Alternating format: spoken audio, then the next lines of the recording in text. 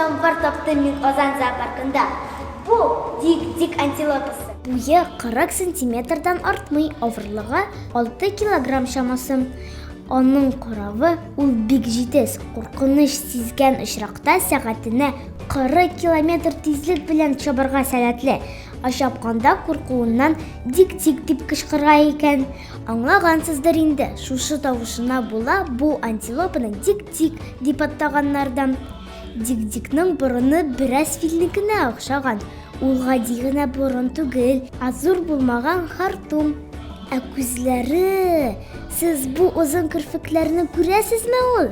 Бигрәк матур инде, әйеме? Әти дик-дикларның мөгезләре бар, ә әни дик-дикларда ул юк. Дик-диклар бер гаилә булып яши. Алар сайлаган парларына тугры.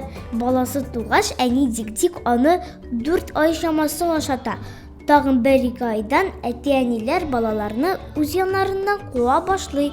Шунысы кызык, әни дик-дик кызны, әтиләр малайны куа икән. Алар билгеле бер территорияда гына яши. Бу җиргә башкаларны кертмиләр. Үзләре дә күрше-күлән территориясына чыкмыйлар. Менә шундый шәп сакчылар. Беләсезме? Дик-дик белән танышкач, башыма бер уй килде.